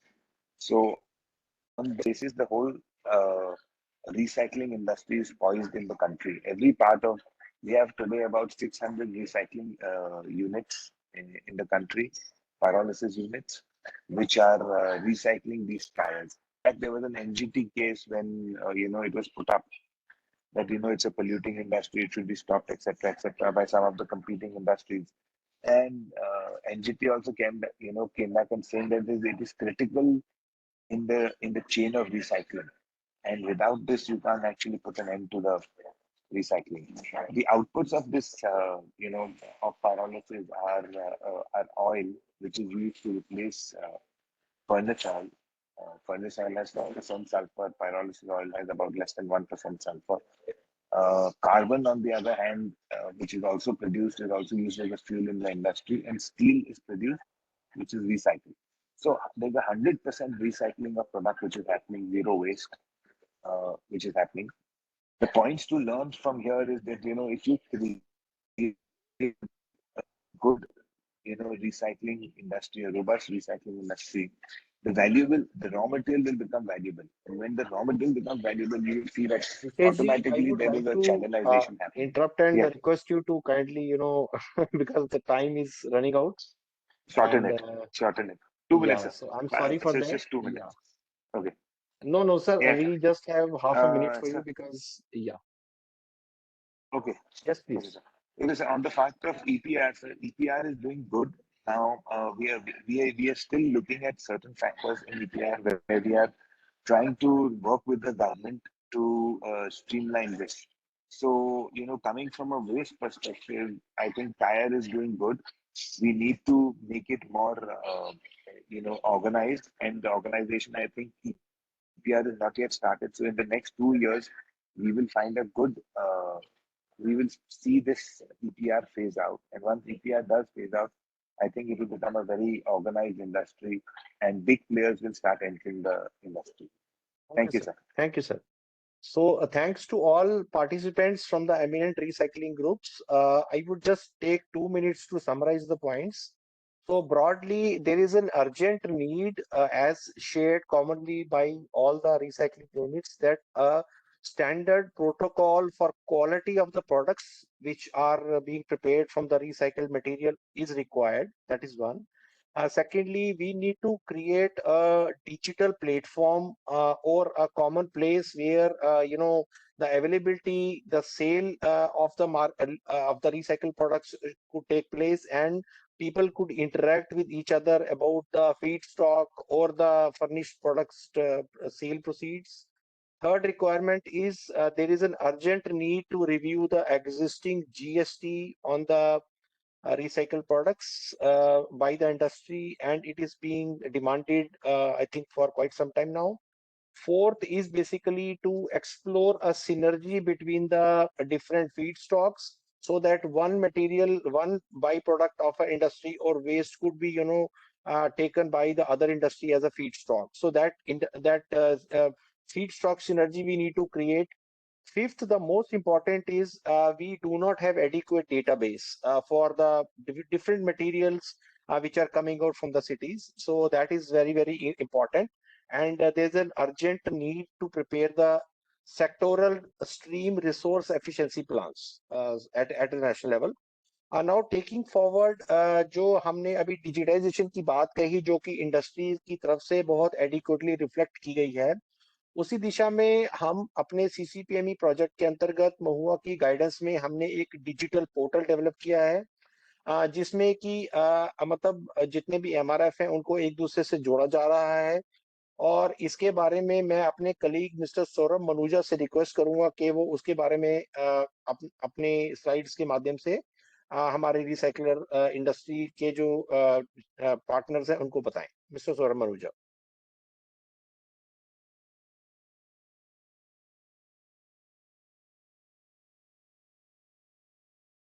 Thank you, Dr. Bharat. I hope my screen is visible. तो मैं digital portal की बात करूंगा जो महुआ ने बनाया है। Of course GIZ team ने सपोर्ट किया है उसको बनाने में। द पोर्टल इज कॉल्ड संसाधन। और इशू की हम बात करें ये आया कहाँ से, तो एक बहुत बड़ा इशू जो आप ग्लोबल स्केल पे देखते हैं विच इज प्लास्टिक पोल्यूशन, जिसके बारे में शुरू में बात भी करी गई थी। The consumption has been increasing, production बढ़ रहा है, pollution मतलब उसका waste generation भी बढ़ रहा है। अगर हम सिर्फ एशिया पैसिफिक रीजन की बात करें, approximately 49% ग्लोबल प्लास्टिक प्रोड्यूस यहीं होता है और 38% कंज्यूम भी हो जाता है। And issues with plastics are like its long lifespan, the long time it takes to degrade। अगर हम बात करें, कंपेयर करें इंडिया के प्लास्टिक कंजम्पशन और ग्लोबल प्लास्टिक प्रोडक्शन की, ऑब्वियसली हम बहुत पीछे हैं। हम अभी भी 13.6 kg per capita per year consume करते हैं, रादर ग्लोबली जो है वो करीब 30 kg per capita per year consume हो जाता है। बट स्टिल बिकॉज क्योंकि हम 1/6 ग्लोबल पॉपुलेशन को अपने पास रखते हैं, तो हमारे पास लगभग per day 26,000 tonne plastic waste generate होता है। हालांकि इंडस्ट्रियल फिगर्स एस्टिमेट करती है कि 60-70% रिसाइकल भी हो जाता है। बट स्टिल इशू ये है कि अगर हम बात करें उन 10 नदियों की जो लगभग 90% plastic pollution load marine environment में लेके जाती हैं, 2 हमारे कंट्री में आती है, गंगा और ब्रह्मपुत्र। ऑब्वियसली जो प्लास्टिक मरीन एनवायरनमेंट में जा रहा है उसके कारण चैलेंजेस हैं। कई मिलियन सी बर्ड्स, करीब 1 मिलियन सी बर्ड्स और 1 लाख मरीन मैमल्स जो है हर साल जो है वो डेड पाए जाते हैं, या इंटेंगल्ड या इंजेक्शन के कारण।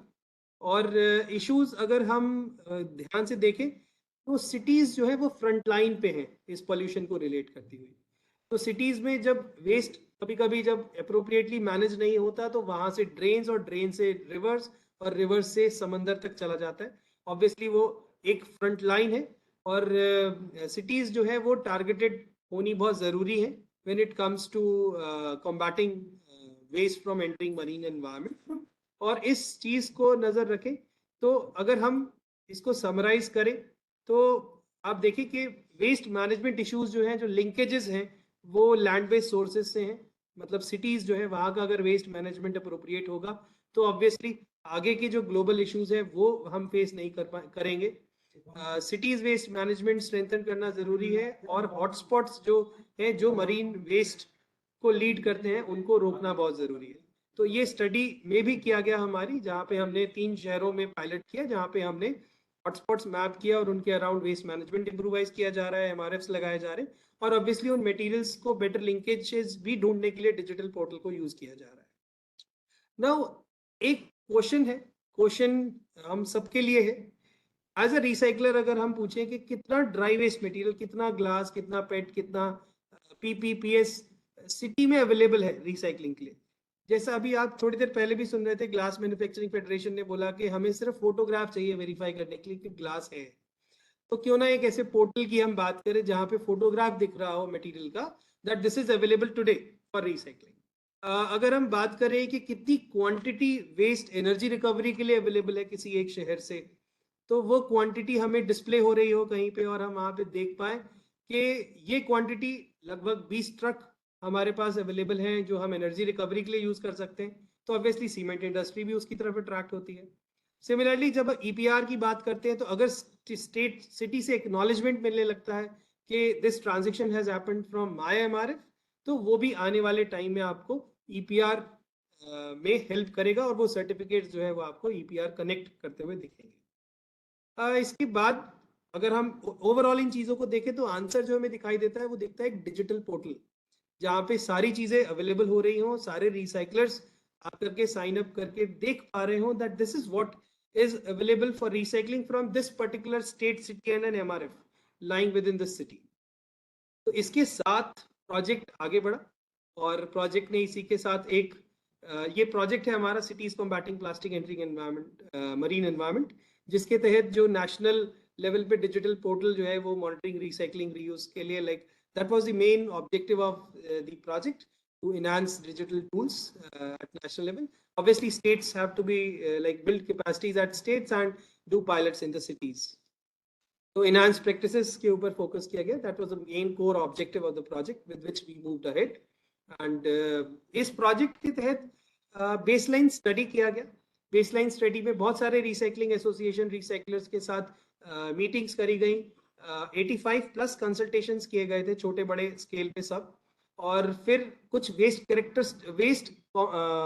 कैटेगरीज आइडेंटिफाई करी गई थी जो रिसाइकलिंग इंडस्ट्री मांगती है सिटी से। फिर उसके बाद पायलट किया गया लगभग 6 एमआरएफ्स में और उसके बाद waste characterisation detail waste characterisation studies की गई कानपुर और पोर्ट ब्लेयर में, ताकि ये सब कैटेगरीज एस्टैब्लिश करी जा सके अप्रोप्रिएटली। और हमने देखा कि लगभग 68 सब कैटेगरीज ऐसी हैं जो वेस्ट की है जो रिसाइकलिंग इंडस्ट्री मांगती है। ऑब्वियसली उसका कलर कंडीशन और पैकेजिंग भी अलग अलग हो जाता है। तो इसके साथ आगे बढ़े और हमने ये देखा और ये पोर्टल के साथ हम आए विच इज कॉल्ड संसाधन, जो आप अपने सामने देख सकते हैं। इस पोर्टल को आप एक्सेस भी कर सकते हैं थ्रू https://sansadhan.sbmurban.org से। और यही पोर्टल जो है वो आपका मोबाइल फ्रेंडली भी है, तो आप मोबाइल से भी लॉग इन कर सकते हैं। ये इसका लिंक है। रिसाइकलिंग इंडस्ट्री ऑब्वियसली इसमें जाकर के रिसाइकलिंग के लॉगिन में जाकर के साइन अप कर सकती है। उसको साइन अप करते समय अपना जीएसटी और अगर पीआईबीओ है तो अपना पीआईबीओ सर्टिफिकेट और पैन आधार अपलोड करना पड़ता है। उसके बाद स्टेट उसको साइन अप अप्रूव करता है वेरीफाई करके डॉक्यूमेंट्स। तो संसाधन पोर्टल जो आया ये क्या है? संसाधन पोर्टल बेसिकली इंटीग्रेट किया गया जो एसबीएम यूनिट का अपना एक मंथली रिपोर्टिंग सिस्टम था स्वच्छतम पोर्टल, जो यूएलबीज फिल कर रहे हैं उसके नीचे एमआरएफ्स को इसमें इंटीग्रेट किया जा रहा है। ये इंटरफेस है बेसिकली एमआरएफ्स और रिसाइकलिंग इंडस्ट्री। ये रिसाइकलिंग इंडस्ट्री कह लीजिए, ट्रेडर कह लीजिए या वेस्ट टू एनर्जी यूनिट्स कह लीजिए, उनके बीच में ये अपॉर्चुनिटी देता है रिसाइकलर्स को टू लुक एट कि मटेरियल कौन से स्टेट, सिटी और एमआरएफ में अवेलेबल है, कितनी क्वांटिटी अवेलेबल है, किस कंडीशन का है, उसकी फोटोग्राफ कैसी दिख रही है, और उसके बाद वहां से उसका कॉन्टैक्ट नंबर, ईमेल आईडी और फोन नंबर भी मिल जाता है so that he can make a transaction behind the portal. इसके साथ जब सक्सेसफुल ट्रांजैक्शन हो जाता है तो जो रिसाइकलर है वो इसके लिए भी रिक्वेस्ट कर सकता है कि एक थैंक यू सर्टिफिकेट उसे मिल जाए सिटी से, जो कि डिजिटली उसको प्रोवाइड किया जाता है इसी पोर्टल के माध्यम से। थैंक यू सर्टिफिकेट वेरीफाई भी किया जा सकता है इसी पोर्टल पे जाकर के। पोर्टल में लगभग 68 सब कैटेगरीज है, जैसे मैंने आपसे कहा। प्लास्टिक्स की अपने आप में 14 कैटेगरीज, सब कैटेगरीज बांटी हुई हैं। पेपर एंड कार्डबोर्ड की लगभग 9 है। मेटल की 8 कैटेगरीज, ग्लास की 5, रबर एंड टायर की 8। Again different type of e waste components जो डोमेस्टिकली हम घर से निकालते हैं। टेक्सटाइल है, रैग्स, टेक्सटाइल, लेदर, ये सब। यूबीसीज, लेदर, वुड। आरडीएफ मटेरियल भी रखा गया को कंबशन के लिए, अगर किसी कोई को प्रोसेसिंग कोई कहीं पे लेगेसी वेस्ट रेमेडिएशन हो रहा है, वहां पे हमें आरडीएफ जनरेट होता है और वो कोई रिपोर्ट करना चाहता है, उसके लिए रिसाइकलर्स ढूंढना चाहता है, तो उसके लिए। और इनफैक्ट ह्यूमन हेयर, कोकोनट और ऑर्गेनिक कंपोस्ट भी इसमें रखा गया। इवन बनाना स्टेम्स, बिकॉज कुछ स्टेट्स ऐसे हैं जहाँ पे बनाना स्टेम्स भी जनरेट होता है और उनके एसएलआरएम सेंटर्स उसे रिपोर्ट कर रहे होते हैं। पोर्टल करता क्या है? पोर्टल वेस्ट के आउटपुट्स को कैप्चर करता है, मतलब कितना स्टॉक है जो अवेलेबल है रिसाइकलर्स के लिए, ये रिसाइकलर्स को विजिबल होता है। पर एज अ सिटी, अगर एक सिटी उसको मॉनिटर करता है तो उसको ये दिखाई देता है कि कितनी क्वांटिटी रिसाइकलिंग के लिए गई, कितनी क्वांटिटी रोड कंस्ट्रक्शन के लिए डाइवर्ट करी गई, कितनी क्वांटिटी डिस्पोज कर दी गई या सेल्फ यूटिलाइज कर दी गई, या कितनी क्वांटिटी है जो वेस्ट टू एनर्जी में ट्रांसफर कर दी गई। तो पोर्टल का बेसिकली ये ऑब्जेक्टिव है। इससे वो मॉनिटर कर सकते हैं कि कौन कौन सी कैटेगरीज नहीं पिक हो रही, या कौन सी क्वांटिटीज है जो स्टकअप है, जिसका कोई रिसाइकलर नहीं मिला है, और उसमें वो हेल्प कर सकते हैं एमआरएफ को, या स्टेट हेल्प कर सकता है सिटी को अप्रोप्रिएट पॉलिसीज के साथ। अब आप देख रहे हैं कि दिखता कैसे है पोर्टल। जब हम साइन अप करते हैं, basically portal at a glance अगर हम देखें तो फ्रैक्शंस पाई चार्ट अगर आप देखें तो वो बताता है कि कितना मटेरियल रिसाइकलिंग के लिए अवेलेबल है, कितना डाइवर्ट हो गया।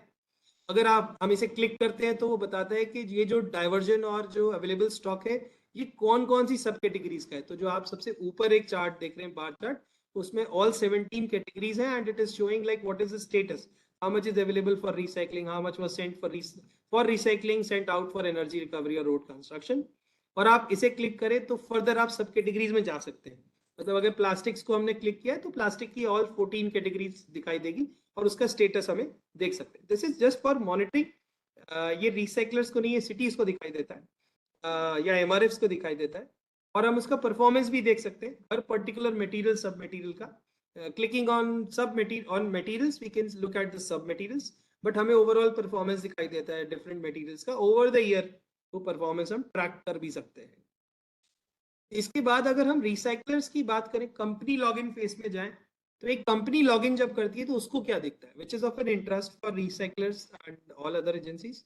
तो जब एक कंपनी साइन अप करती है तो वहां पे डिफरेंट मटेरियल्स और सब कैटेगरीज जिसपे कंपनी डील करती है वो वहां पे लिस्ट डाउन करता है। वो सिलेक्ट करता है that I deal in plastics, I deal in PET, और या मैं पॉलीप्रोपिलीन में डील करता हूँ, या फिर अलग अलग कोई ट्रेडर है जो ज्यादा में डील करता है तो वो भी उसको क्लिक कर लेता है। And then what happens, he searches for material. जैसे आप लेफ्ट साइड पे देख सकते हैं, लेफ्ट साइड का जो ग्रे टैब है उसमें मटेरियल सर्च का बटन है।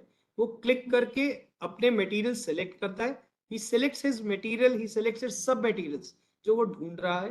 once he selects, he gets this option कि उसके सामने एक सब मटेरियल उसने सिलेक्ट किया प्लास्टिक, और उसके मटेरियल प्लास्टिक और सब मटेरियल पेट और एलडीपी सिलेक्ट किया। जैसे आप देख सकते हैं स्टेट वाइज अवेलेबल स्टॉक सामने आ गया। फॉर एग्जांपल यहाँ पे दिखाई देने लगा यूपी, और यूपी के अंदर प्लास्टिक है। प्लास्टिक में क्या क्या है, तो प्लास्टिक के अंदर पेट है, एलडीपी है, किस कलर कंडीशन पैकेजिंग में अवेलेबल और कितना स्टॉक है। फोटो जिसने अपलोड किया है उसका फोटो भी दिखाई दे रहा है कि वो स्टॉक कैसा दिख रहा है। और जब एक बार स्टेट के अंदर क्लिक करेंगे तो वो हमें सिटी में ले जाएगा। जैसे अब आप देख सकते हैं यूपी, और इसके अंदर ये कानपुर दिखाई दे रहा है, और उसका मटेरियल रिकवरी फैसिलिटी एमआरएफ 1 दिखाई दे रहा है, जिसके अंदर ये अवेलेबल स्टॉक अभी 00 आपके सामने आ गया, वो नीचे वाले में चला गया।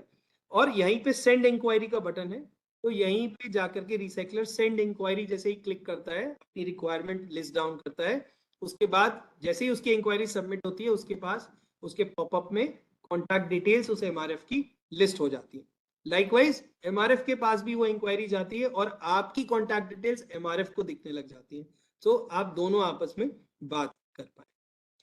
तो बेसिकली इस पोर्टल के अंदर 5 स्टेक होल्डर्स हैं। नेशनल लेवल जो मॉनिटरिंग करता है, स्टेट लेवल जो मॉनिटरिंग करता है और पॉलिसीज बनाने में हेल्प करेगा, यूएलबी लेवल जो माइन्यूट लेवल पे मॉनिटरिंग करेगा अपने सारे एमआरएफ्स की और कनेक्शंस बनाने में हेल्प करेगा।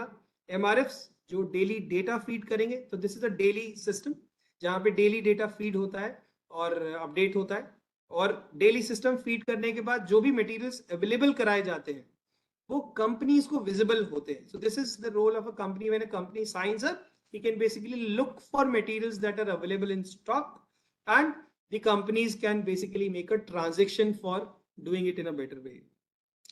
तो ये ब्रॉडली संसाधन पोर्टल ये है। आपसे रिक्वेस्ट है कि इस पोर्टल को जरूर असेस करें और साइन अप करें, और साथ ही साथ जो है वो इसको आप यूज में ला करके आप इससे बेनिफिट लें।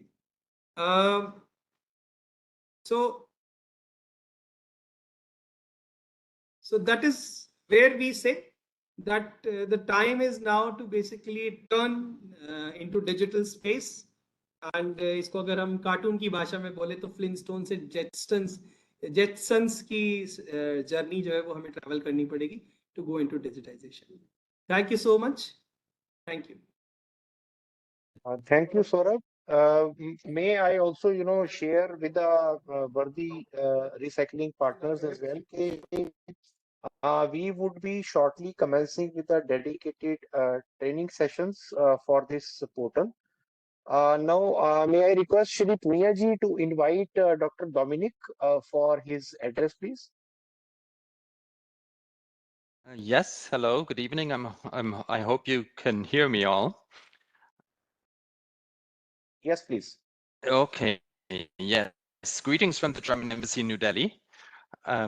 India and Germany's diplomatic relations are more than 70 years old, and as we progress on making these ties even stronger, India and Germany have come together to cooperate on problems that affect not just our two countries, but the whole planet. India and Germany have decided to cooperate for combating marine litter under G20 commitments, and there can be no better time for this than when India holds the G20 presidency this year. It gives me, as the representatives of the Embassy of the Federal Republic of Germany in Delhi, immense pleasure to be part of this program today on City Recycler Connect, which aims at bridging the gap between cities, private sectors, and recyclers, diverting more of the waste generated to effective recycling and resource recovery, and thereby mitigating waste leakages into the marine environment. I'm hopeful, as the session today put words like circular, digital, material traceability in the front and center, because this is exactly what is presently required for the world to accelerate recycling quantities and mitigate waste leakages in the environment. Under CCPME project, the German federal government has been collaborating with the Ministry of Housing and Urban Affairs through GIZ on the identification of challenges related to waste leakage in water bodies. CCPME project has successfully demonstrated adoption and implementation of technologies for capturing waste materials from urban drains in the city of Kanpur and Port Blair. I'm also very glad to introduce the digital platform, the Sansadan portal, that aims to bridge the gap between material recovery facilities, ULBs, recyclers, manufacturers, and associations.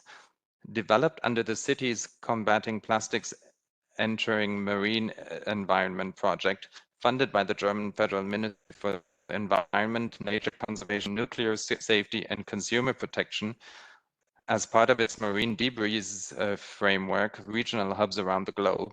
Sansadan is anchored at the Ministry of Housing and Urban Affairs of the Government of India and supported by GIZ. Looking at engaging dialogue in today's City Recycler Connect, I'm confident that this session today on City Recycler Connect would help states and cities in India to achieve the goals of Swachh Bharat Mission 2.0, making them garbage-free. The government of Germany would like to wish the Ministry of Housing and Urban Affairs, states and cities in India all the very best in their journey towards a sustainable tomorrow. Also, the German Embassy and the German Ministry for Environment, Nature Conservation, Nuclear Safety and Consumer Protection would like to take this opportunity to thank the Ministry of Housing and Urban Affairs for its continued support for the cooperation. Without it, this project would not have been possible. So thank you very much, and I look forward to a successful cooperation. Thank you.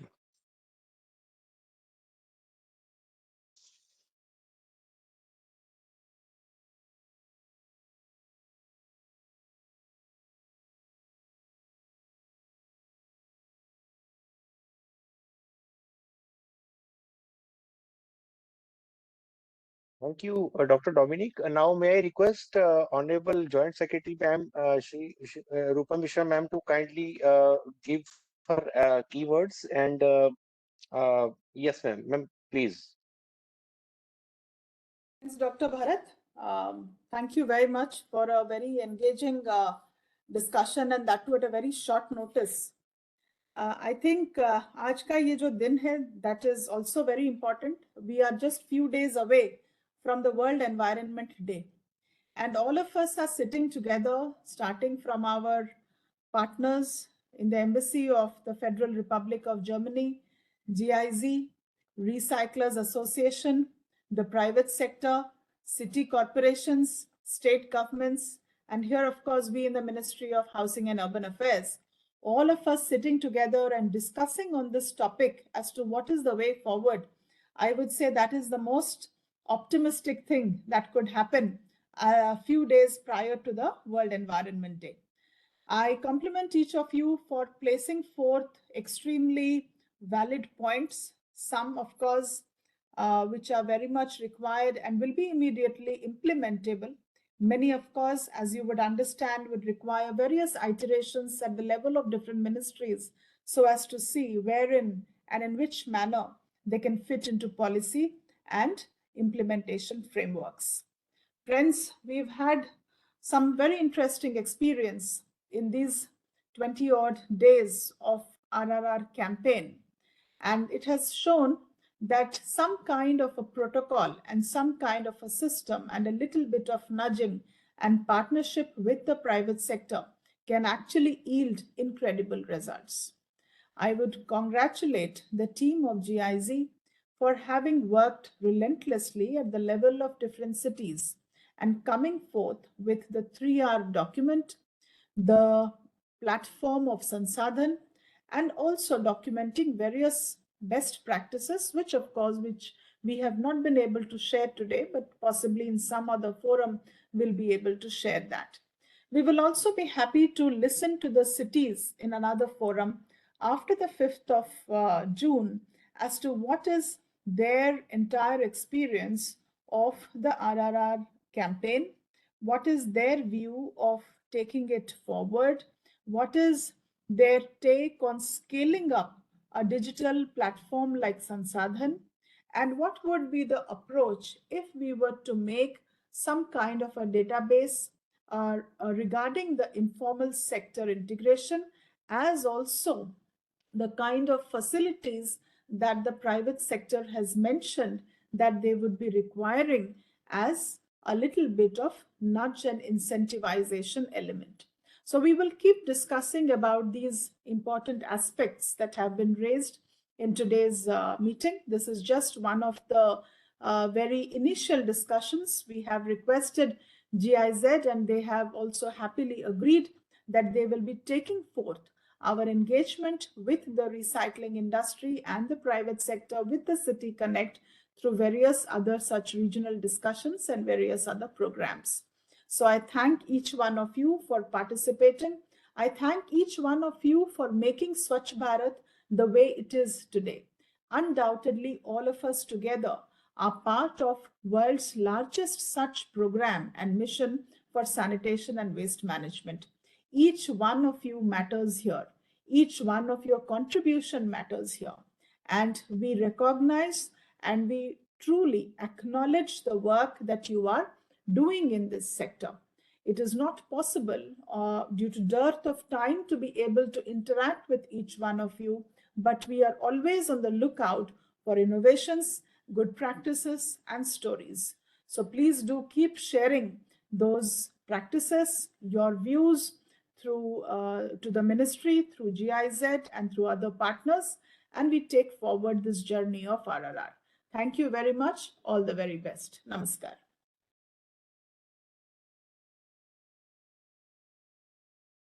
Thank you, ma'am, for your kind words. Now we would close down this workshop, and if anybody have any queries, they may, kindly post their queries or points or any views in the chat box. Gradually, they would be collated, and we would contact back to them. Thank you. Thanks for your participation. Thank you. Kapoor, get to sleep.